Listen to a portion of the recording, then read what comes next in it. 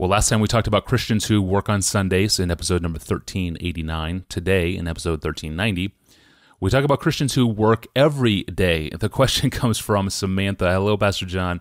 I'm honored to work in a very demanding field in D.C. alongside a number of other young Christians who also work very hard. I think it's safe to say we are overworking. It would be pretty normal for me and other young associates to put in 7-day work weeks. The phone is never off, texts never stop, the work never ends. It's immersive. Work is life. And as much as we bemoan it, we struggle to know what to do in the moments when we are not working.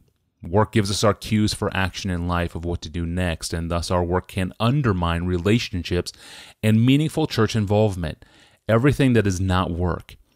Even if we are not officially forced to work every day, the desire for advancement and for future success and for achieving financial security are such strong draws that to stop working feels like losing momentum to others in a very competitive career field. That's my world right now, and it doesn't feel healthy. At what point does vocational diligence become corrupting idolatry? Seems to me that Samantha already has such an amazing grasp of the telltale signs of idolatry in the way she describes her situation. Maybe the best thing I can do is to give her perhaps a fresh set of categories for how to think about this. Not at all contradicting what she's already seen, but just coming at it a new way. So let's begin like this. Here are 4 words which in Greek, yes, this is going to be relevant, which in Greek have a positive meaning and a sinful meaning, and yet they're the same word. Sometimes a virtue, sometimes a sin. And in trying to figure out when the positive meaning should describe something and when the sinful meaning should describe something is a very fruitful exercise precisely for Samantha's concern. So here are the 4 words. The word epithumia can mean desire in a positive sense or covetousness in a negative sense. The word peirasmos can mean test or trial in a positive sense or temptation in a negative sense. The word zelos can mean zeal in a positive sense or jealousy in a negative sense. And the word, and this gets really close, the word ergon can mean work in a positive sense and works in a negative sense as it relates to justification. All of these seem to me, as you try to get at why does the positive become negative, get very close to Samantha's issue. So let me just do it real quick. Let's take them one at a time. When does desire become covetousness? And the clue for me that set the stage for all of these words and her position, her question in particular, is the 10 Commandments. The 10 Commandments end with thou shalt not covet. And that word covet, same word as in Psalm 19:10, where it says that the scriptures are more to be desired than gold. So sometimes the word desire, very positive, and sometimes it's covetousness. So same in Hebrew as in Greek. And the clue to what turns desire into coveting, I think, is the first commandment. They are very mutually explanatory. The brackets, you might say, the first and the last commandment of the 10 Commandments. You shall have no other gods before me. That is, don't desire anyone or anything above me. Find me to be your greatest treasure and desire. So here's my answer. A desire becomes covetousness when it begins to displace God as your chief desire. So in our workplace, we always have a measuring rod for idolatry. Is what I am desiring starting to feel more precious to me and more satisfying, more valuable than God? Number 2, when does the word testing our faith become temptation or lure into sin? And we see the answer when we notice what tests are for. God sends tests to strengthen our faith, to make us more gladly and confidently reliant, dependent on Him.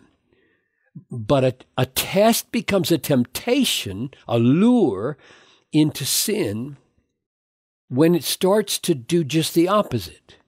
Namely, not to strengthen our faith, but to undermine it. The test is not putting firmness into our resolve to depend on God, but it's drawing us into dependence on ourselves. That we, not God, know what's best.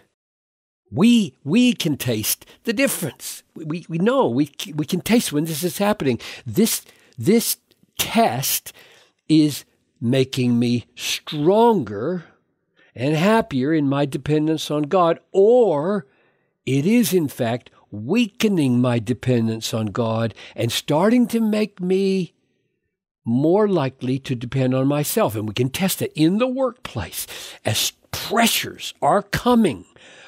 Is the effect on me? I'm staying up later. I'm doing more. I'm depending more on me. I'm showing my gifts. Or is our faith growing with a kind of restful, God is enough and He will help me? We can tell the difference. It's a test. Here's the third one. When does zeal become jealousy? It happens when we shift from a passion for God's name being above other names to a passion for our name being above other names. Jealousy is a resentful desire that someone else got some glory or some reward that I wanted for myself. It's driven not by a mere sense of achievement.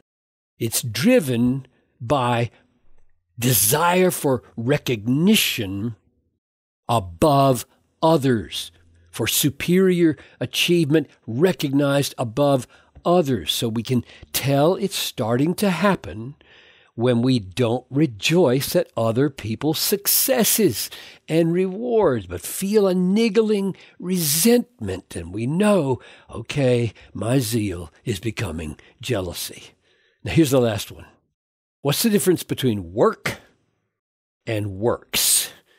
When does that word become evil? And the key text is Ephesians 2:8 following. Here's what it says. By grace you have been saved through faith. This is not your own doing.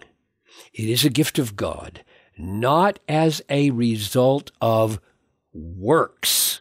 So works is negative in that sentence. You must not work for this. You must not view your standing with God as a result of these efforts, so that no one may boast. And then he continues, verse 10, for we are His workmanship created in Christ Jesus for good works. Those are good. The first ones are bad, same word. Second one, good, which God prepared beforehand that we should walk in them. The difference between damning works and delightful work. What's the difference? Works are sinful.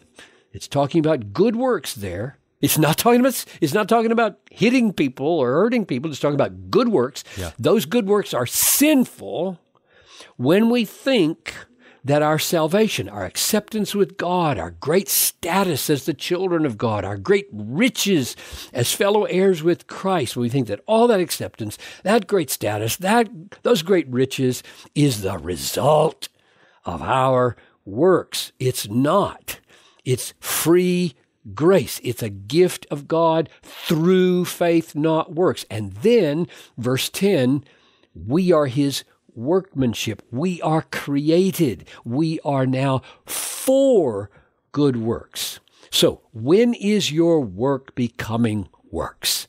Your work is becoming works when you begin to feel that your work is earning your acceptance with God, when you feel that it is earning your greatest status, when you begin to feel that it is earning your greatest riches, your godly work is becoming ungodly works when your greatest sense of acceptance, your greatest status, your greatest riches, your greatest meaning and identity are the product of your work.